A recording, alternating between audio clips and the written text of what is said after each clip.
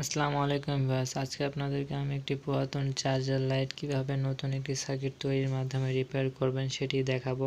তো চলুন শুরু করা যাক আজকের এই ভিডিওটি। চার্জার লাইটটি আমি আগে থেকে খুলে রেখেছি। এর মধ্যে যে অপ্রয়োজনীয় অংশগুলো আছে এগুলো আমি বাদ দিয়ে দেবো। চার্জার লাইটটি এর আগেও আমি রিপেয়ার করেছি, তবে এবার আমি আবার নতুন করে এটি রিপেয়ার করে আপনাদেরকে দেখাবো।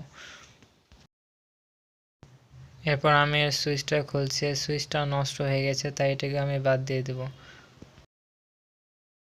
সার্কিটটি তৈরির জন্য একটি ইউএসবি চার্জিং সকেট, একটি এলইডি লাইট, একটি 1 কিলো ওহমসের রেজিস্টর এবং একটি 4000 ডায়োড প্রয়োজন হবে।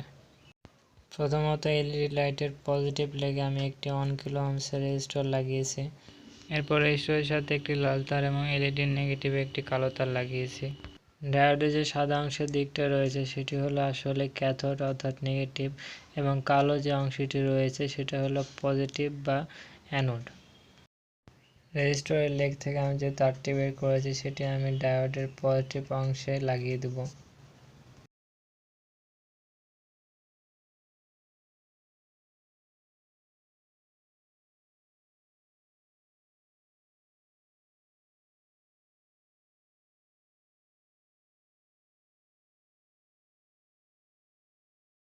এরপর আমি ডায়োডের পজিটিভ লেগটিকে সকেটের পজিটিভ লেগে লাগিয়ে দেব।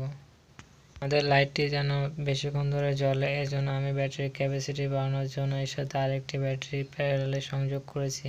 প্যারালালে সংযোগ করার জন্য আমি দুইটি ব্যাটারির পজিটিভ পয়েন্টকে এক করে একটি পজিটিভ পয়েন্ট বের করেছি এবং দুইটি ব্যাটারির নেগেটিভ পয়েন্ট এক করে একটি নেগেটিভ পয়েন্ট বের করেছি।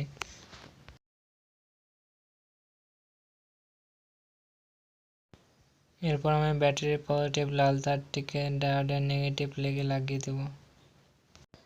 এলইডি এবং ব্যাটারির যে নেগেটিভ পয়েন্ট রয়েছে এই দুটিকে আমি এবার সকেটের নেগেটিভ পয়েন্টে সোল্ডার করে দেব। এরপর লাইটের কানেকশন দেওয়ার জন্য লাইটের যে নেগেটিভ পয়েন্টে রয়েছে সেটিকে আমি সকেটের নেগেটিভ পয়েন্টে সোল্ডার করে দেব।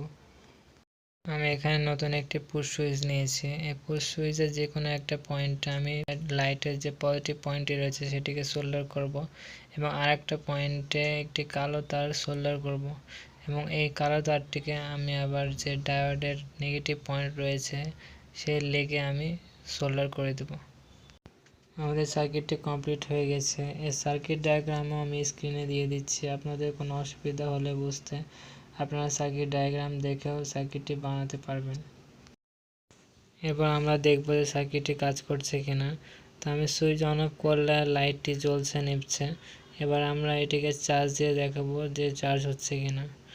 তো আমি এখানে সকেটের চার্জিং প্লাগ ঢোকানোর মাত্র এখানে লাইটটি জ্বলে উঠবে, অর্থাৎ আমাদের ব্যাটারিটি চার্জ হচ্ছে। এখন আমি সার্কিটটিকে বড়িতে সেট করে দেখাবো।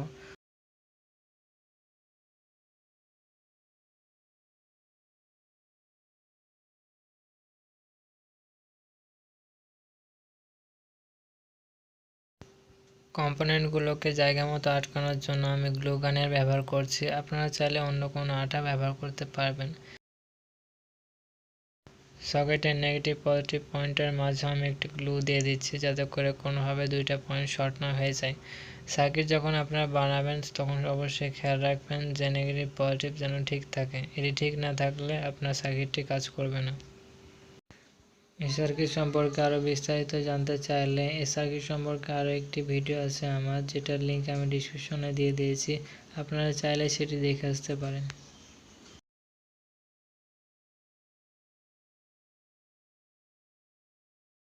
আমাদের লাইটের সকল কাজ কমপ্লিট হয়ে গেছে। এবার আমি এটাকে শেষবারের মতো টেস্ট করে দেখাবো। ব্যাটারিকে সবসময় 2 থেকে 3 ঘন্টা চার্জ দেবেন, এর বেশি চার্জ দেবেন না, নাহলে আপনার ব্যাটারি ওভার চার্জ হয়ে ফুল হয়ে যেতে পারে এবং তাড়াতাড়ি নষ্ট হয়ে যেতে পারে। ভিডিওটি কেমন লাগলো অবশ্যই কমেন্টে জানাবেন এবং সাবস্ক্রাইব করে সাথে থাকবেন। আবারও দেখা হবে নতুন এক ভিডিওর সাথে। আসসালামু আলাইকুম।